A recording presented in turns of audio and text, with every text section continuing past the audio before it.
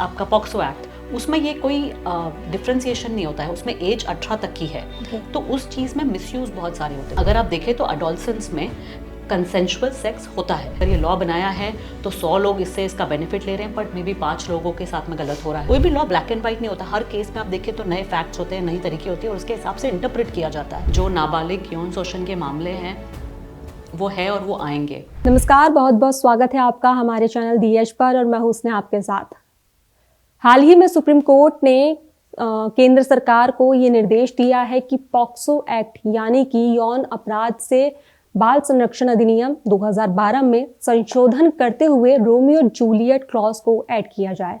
Supreme court का तर्क है कि पॉक्सो एक्ट को लेकर काफी सारे लोग इसका मिसयूज कर रहे हैं। बहुत सारे ऐसे केसेस सामने आ रहे हैं जहां पर लोग पॉक्सो एक्ट को लेकर उसका गलत इस्तेमाल कर रहे हैं। ऐसे में रोमियो जूलियट क्लॉज को ऐड करना जरूरी हो गया है। तो वहीं सबसे पहले अब जो है इन सब के बीच ये सवाल उठता है कि आखिर रोमियो जूलियट क्लॉज आखिर है क्या, इसको सुप्रीम कोर्ट ने पॉक्सो एक्ट में ऐड करने के लिए क्यों कहा है, और भी बहुत सारे सवाल हैं जिनका जवाब देने के लिए हमारे साथ मौजूद हैं सुप्रीम कोर्ट की एडवोकेट खुशबू जैन जी, जो हमें बताएंगे कि आखिर रोमियो जूलियट खंड क्या है, इसको लेकर सुप्रीम कोर्ट ने क्यों इसको पॉक्सो एक्ट में ऐड करने के लिए कहा है। इस पर सवाल और भी बहुत सारे हैं, आइए बात करते हैं। बहुत बहुत स्वागत है मैम आपका हमारे चैनल दी एज पर। मैम, अभी हाल ही में सुप्रीम कोर्ट ने सेंट्रल गवर्नमेंट को जो है ये निर्देश दिया है। उन्होंने कहा है कि पॉक्सो एक्ट अधिनियम 2012 में एक क्लॉज ऐड करने को कहा है जिसका नाम है रोमियो जूलियट एक्ट। तो इस पर आपका क्या कहना है, क्योंकि सबसे पहले हम जानते हैं पॉक्सो एक्ट बेसिकली है क्या। तो अगर पॉक्सो एक्ट की अगर आप बात करें 2012 का जो ये अधिनियम है, ये बोलता है कि जो बच्चे हैं, बच्चे मतलब कि जिनकी भी उम्र 18 साल से कम है, वो पहले तो इस कैटेगरी में आ जाते हैं कि वो चिल्ड्रन वाली कैटेगरी में आ जाते हैं। तो इनके खिलाफ, इनके साथ में अगर किसी भी तरीके की सेक्सुअल एक्टिविटी अगर किसी तरीके की होती है या उनके साथ में किसी तरीके का इस तरीके का ऑफेंसिव एक्ट होता है, तो उसको लेकर ये प्रावधान दिया गया है कि ये जो एक्ट है वहाँ पे वो गवर्न करेगा। बहुत बार बहुत सारे उनमें अलग अलग प्रावधान दिए गए हैं। बहुत बार ये होता है कि बच्चे भी कुछ चीज़ें कर देते हैं, कंसर्न्स के में आ जाते हैं, लेकिन फिर भी वो जो है या तो वो उन सब चीज़ों के मद्देनज़र रखते हुए उन्होंने पॉक्सो एक्ट लेकर आया था कि इसकी प्रोसेस चलेगी। उस पर बहुत सारी और भी क्लॉजेस है, जैसे कि मेंटल रिहैबिलिटेशन या फिर उनकी प्रॉपर वो हो फिर से। और अगर किसी चाइल्ड ने 18 के कम उम्र के बच्चे ने कुछ किया है तो वहाँ पे भी उन कैटेगरीज वाले क्लॉजेस में कैसे किस तरीके से प्रावधान दिए गए कि किस तरीके से उसको लीगली देखा जाए और कैसे उस प्रोसेस को चलाया जाए। ओके। तो अभी जो है रोमियो जूलियट क्लॉज को जो है इसमें ऐड करने की बात की जा रही है। तो रोमियो जूलियट एक्ट क्या है बेसिकली, और क्यों इसको सुप्रीम कोर्ट ने ऐड करने के लिए कहा गया। तो रोमियो जूलियट एक्ट जो है वो ये बोला गया है कि पहले तो बैकग्राउंड समझते हैं। होता ये था कि ये जो एक्ट है इसमें कोई डिफरेंट, ये जो क्लॉज है नहीं, ये जो एक्ट है आपका पॉक्सो एक्ट, उसमें ये कोई डिफ्रेंसिएशन नहीं होता है, उसमें एज 18 तक की है। तो उस चीज़ में मिसयूज़ बहुत सारे होते थे। मिसयूज़ किस तरीके के देखे गए? मिसयूज़ ये होते थे कि बहुत बार कोई 17.5 साल उम्र की लड़की है और 18 उम्र या 18.5 उम्र का लड़का है, तो वहाँ पे अगर फैमिली खुश नहीं है तो वो ये वाले पॉक्सो को अट्रैक्ट कर देते थे। तो वो जो 18 साल का है, भले ही कंसेंशुअल तरीके से चल रहा है, उन दोनों का कंसेंशुअल अफेयर हो, बट ये क्लॉज एक्ट को आप अट्रैक्ट कर देते हैं। तो ऐसे करके बहुत सारे जो कंसेंशुअल कुछ सिनेरियोज थे जहाँ पे इसका मिसयूज़ होने लगता था, जहाँ फैमिली अग्री नहीं करती है, जहाँ पे किसी और तरीके से आर्म ट्विस्ट करना है, बहुत सारी चीज़ें होती थी। तो वही देखा गया कि अगर आप देखें तो अडोलसेंस में कंसेंशुअल सेक्स होता है, और ऐसा तो नहीं है कि नहीं होता है, और उसको मिसयूज़ करते थे बहुत बार लोग जो वो दो लोग नहीं हैं। तो उसके नज़र रखते हुए उन्होंने बोला कि एक carve out, narrow carve out act में लाया जाए। क्योंकि ब्लैंकेट ओपनलेस नहीं दिए उन्होंने, सिर्फ एक कार्व आउट लाया है, सजेशन दिया है उसका। वो कार्व आउट क्या बोलता है कि रोमियो जूलियट क्लॉज के मद्देनज़र कोर्ट्स को अधिकार होगा कि वो कोर्ट्स में देखें केस टू केस बेसिस पे कि क्या इस केस में हम इस सेक्शन को अट्रैक्ट कर सकते हैं। वो क्या बोलता है? वो ये बोलता है कि जहाँ पे एज गैप बहुत छोटा है, जैसे कि 5 महीने, 6 महीने, साल भर, 2 साल, ये छोटे एज गैप जो है, वहाँ पे अगर कंसेंशुअल तरीके से अगर एडोलसेंस वर्ड बहुत ज़रूरी है यहाँ पर, किशोरावस्था जिसको कहते हैं, उसमें अगर ये होता है तो ये वाले इसमें इस एक्ट को अट्रैक्ट ना करते हुए रोमियो जूलियट का कार्व आउट लिया जाए, जहाँ पे सज़ा कम हो या जहाँ पे सज़ा का वो कम कर दे या दे ही नहीं। इसी तरीके से और भी कुछ चीज़ें हैं, पर ये पोजीशन दी गई है कि कोर्ट के पास में केस टू केसेस बेसिस पे इस रोमियो जूलियट को अट्रैक्ट करे, ताकि इसका जो मिसयूज है वो ना हो पाए, वो रोका जा सके। बिकॉज अगर आप देखेंगे तो लॉ को लाने का जरूरत ये था कि जिनके साथ में इस तरीके के, जिनके अगेंस्ट इस तरीके के क्राइम हो रहे हैं, तो उसको बचाने के लिए और उसके लिए इस चीज़ को इस्तेमाल किया जाता था। पर अगर जब मिसयूज होने लगता है तो वहीं पे अब बात करी जा रही है कि एक नैरो कार्व आउट निकाले ताकि इसका मिसयूज ना हो, ताकि जो इंटेंट था लॉ लाने का वो बना रहे। अच्छा, हमने केसेस भी बहुत सारे देखे हैं और सुनने में भी काफ़ी सारे केसेस आए हैं, चाहे वो हाई कोर्ट हो, सुप्रीम कोर्ट हो, जहाँ पर एक लड़की या तो 17 साल, 17.5 साल की होती है और लड़का 18 साल का होता है, लेकिन इसके बावजूद भी जो लड़की के पेरेंट्स होते हैं वो अगेंस्ट में होते हैं दोनों के रिलेशनशिप या फिर फिजिकल रिलेशन को लेके। तो ऐसे में जो है फैमिलीज वाले जो है लड़के के ऊपर केस कर देते हैं पॉक्सो एक्ट को लेकर, जिसकी वजह से उस लड़की की जो जिंदगी, जो आने वाला फ्यूचर होता है, वो एक कानूनी पेचदाव में फंस जाता है, क्योंकि पॉक्सो एक्ट बेहद संवेदनशील और बहुत सख्त कानून है, जिसको लेकर इस पर सुप्रीम कोर्ट का हर कोई जो है इस पर अपनी राय रखता है। तो ऐसे में कितने मामले अभी आ चुके हैं सुप्रीम कोर्ट में या फिर किसी भी अदर कोर्ट में कि जहां पर ऐसे गलत मामले या फिर जहां पर लड़कों के अगेंस्ट में मामले देखे गए हैं पॉक्सो को लेके? नंबर देना तो बहुत मुश्किल होगा मुझे आपके लिए, बट बहुत लेकिन ऐसे तादाद में केसेस देखने को बिल्कुल मिले इसी तरीके के केसेस आ रहे थे, जिसके मद्देनजर ये ऑब्जर्वेशन आई है कि इसका मिसयूज बहुत ज़्यादा जिस तरीके से हो रहा है।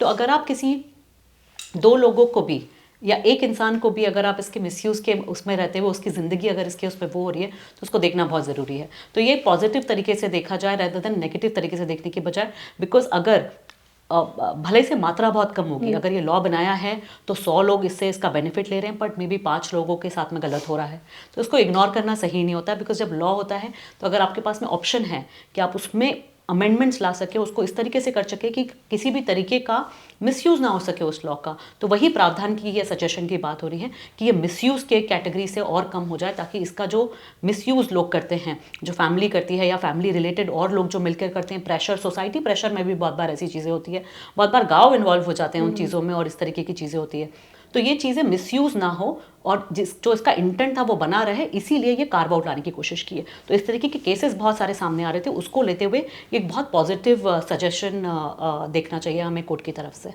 मुझे ऐसे में सुप्रीम मतलब कोर्ट की एक लाइन याद आ रही है कि 100 दोषी जो हैं छूट जाए लेकिन एक निर्दोष को सजा ना मिले, बिल्कुल उसी को लेके। ओके, मेरा अगला सवाल ये है कि क्या लगता है आपको इस क्लॉज के लिए, जो रोमियो जूलियट एक्ट जो क्लॉज है, इसको अगर हम पॉक्सो एक्ट में ऐड करते हैं तो इसके लिए पब्लिक तैयार है, मेंटली तैयार होगी? क्योंकि देखा जाए तो कुछ लोगों का कहना है कि हाँ ये सही है, लेकिन कुछ लोगों ने इस पर चिंता जताई है कि जो बच्चों के शोषण में शामिल होते हैं उनके लिए तो फिर एक बहाना हो जाएगा कि सामने वाला भी कंसर्न था, उसकी इच्छा के जो है उसकी इच्छा थी, इसीलिए फिजिकल रिलेशनशिप बना है, तो ऐसे में तो फिर तो बच जाएगा।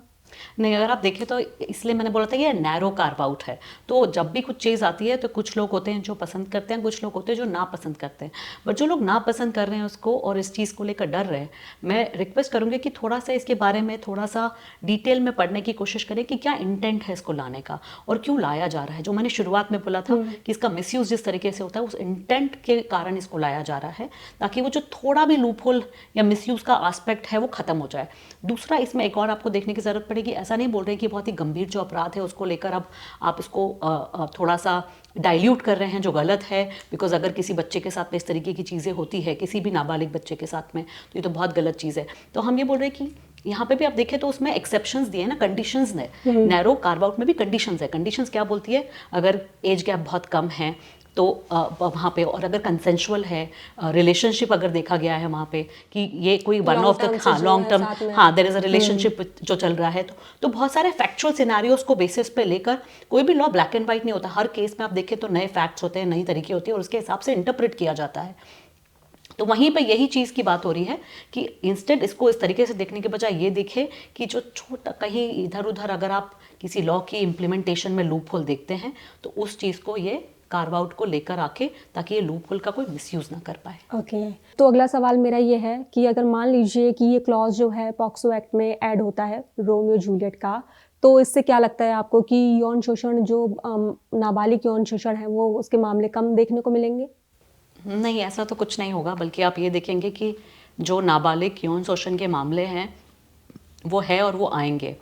जहाँ पे कुछ एरियाज थे जहाँ पे ये उस कैटेगरी में आना नहीं चाहिए था, जहाँ पे उस चीज़ से इम्पैक्ट जो है किसी की ज़िंदगी पे नेगेटिव हो रहा था। जैसे कि जो मैंने आपको बताया कि 17 साल की लड़की है, 18 साल का, 18.5 साल का लड़का है, तो एज गैप बहुत कम है, या फिर 5 महीने का डिफरेंस है, 6 महीने का डिफरेंस है। तो वो वाले जो केसेस थे ये उन्हीं पे, एडोलसेंस एज वाले जो है वो भी कंसेंशुअल जब कुछ होता है, या फिर वहाँ पे भी अगर कुछ एस्पेक्ट्स में देखा जाएगा कि रिलेशनशिप मेंटेन्ड है, तो इन्हीं एरियाज़ में कुछ नैरो कार्व आउट है। तो उससे मुझे नहीं लगता कि बहुत बड़े तरीके से इम्पैक्ट होगा नंबर्स में, बट वहाँ ज़रूर इम्पैक्ट होगा जहाँ पे मिसयूज़ वाली एस्पेक्ट आती थी। तो मे बी वो मिसयूज़ वाले केसेस कम हो जाएंगे, तो हम देखेंगे जो जिस चीज़ के लिए इस एक्ट को बनाया गया था, उसका जो पर्पस था, उसका जो इंटेंट था, वो सही रूप में एक्चुअल फेज में आ रहा है। ओके। इस केस को लेकर अगर हम बात कर रहे हैं तो हम एक केस ये भी हम ज़रूर इस पर बात करनी चाहिए। सुप्रीम कोर्ट की सीनियर एडवोकेट है इंदिरा जयसिंह, उन्होंने हाल ही में जो है सुप्रीम कोर्ट, हाल ही क्या ये लंबे समय से ये बहस चलती आ रही है, उन्होंने और महुआ मोइत्रा जो टीएमसी सांसद हैं, उन्होंने एक अपील दायर की थी, याचिका दायर की थी सुप्रीम कोर्ट में। उनका ये कहना था कि कंसेंट ऑफ एज जो है उसको 18 से करके 16 कर देना चाहिए, क्योंकि आजकल के जो बच्चे हैं वो इतने मैच्योर हो चुके हैं कि उन्हें पता है कि उनके लिए क्या सही है और क्या गलत है। तो क्या लगता है आपको कि जो एज ऑफ कंसेंट है, इसकी जो एज है 18 से 16 करना, क्या सही है? हाँ, अगर मैं अपना पर्सनल ओपिनियन दूं तो मेरे हिसाब से उसको 16 कर देना चाहिए, बिकॉज यही चीज़ अगर आप कुछ सालों पहले देखते तो डिफरेंस था, पर अब आज की अगर आप जनरेशन देखेंगे तो उनका मैच्योरिटी लेवल बहुत बढ़ चुका है।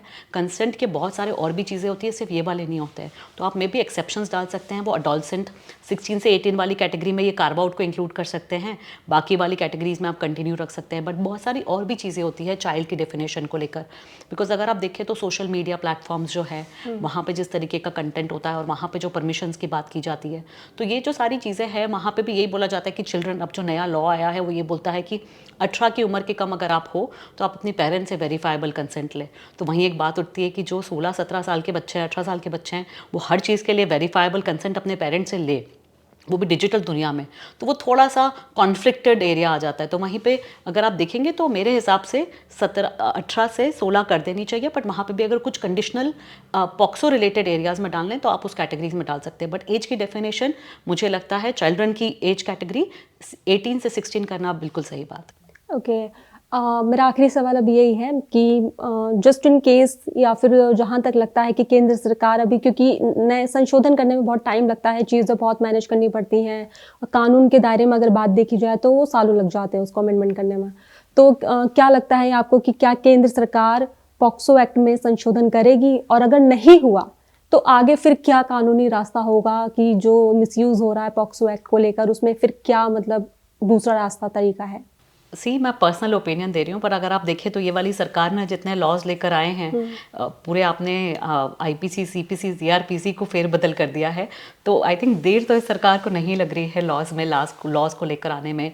हमने बहुत इंपॉर्टेंट लेजिस्लेशंस देखे हैं आते हुए या अमेंड होते हुए, जैसे कि डेटा प्रोटेक्शन एक्ट हो गया, digital personal data protection act हो गया, और भी बहुत सारे लॉज है जिनमें अमेंडमेंट्स आ रहे हैं। कंपनीज एक्ट हो गया, या फिर अभी जो नए इनकम टैक्स एक्ट की बात की जा रही है जो अगले साल से इंट्रोड्यूस वो होगा। तो उस हिसाब से अगर देखें तो आई थिंक सरकार के पास में विल और वेयरविदॉल दोनों हैं नए लॉज को लाने में और इम्प्लीमेंट करने में। तो आई थिंक इस जस्टिफिकेशन के साथ में ये एक पॉजिटिव चेंज है, जो कुछ लोगों के साथ में, जिनके साथ में ये इसका मिसयूज़ होता है, उनको प्रोटेक्ट करने के लिए बनाया गया है। तो आई थिंक इसमें इतना वो परेशानी वाली बात नहीं होनी चाहिए। बट अगर नहीं भी होता है तो हमने देखा है विशाखा जैसे कोई जजमेंट्स होते हैं जहाँ पे कोई लॉ नहीं होता है, वहाँ पे कोर्ट हमेशा मैंडेट दे सकती है कि आप इस चीज़ को इम्प्लीमेंट करें, but at last legislation banana government का काम है, अब पार्लियामेंट का काम है। तो पार्लियामेंट ही बनाती है लेजिस्लेशन और उसको लाती है। तो आई थिंक हमें सबको इंतज़ार करना होगा। ओके, बहुत बहुत धन्यवाद मैम आपका। तो पॉक्सो एक्ट में संशोधन को लेकर, यानी कि उसमें रोमियो जूलियट क्लॉज को ऐड करने को लेकर हमने बात की है खुशबू जैन जी से, और उनका यही कहना है कि रोमियो जूलियट जो क्लॉज है इसमें बहुत सारे कंडीशंस अप्लाई हैं, जिसको लेकर सुप्रीम कोर्ट ने पॉक्सो एक्ट में इसको ऐड करने की बात कही गई है। लेकिन अब यही देखना हमें बाकी है कि गवर्नमेंट, पार्लियामेंट इस बिल में कब संशोधन करती है, इस कानून में कब संशोधन करती है। और इसी के साथ जो है अब सवाल यही है कि क्या लोग इसे एक्सेप्ट कर पाएंगे, क्योंकि दो तरह की राय है, दो तरह के पहलू होते हैं, एक नेगेटिव और एक पॉजिटिव।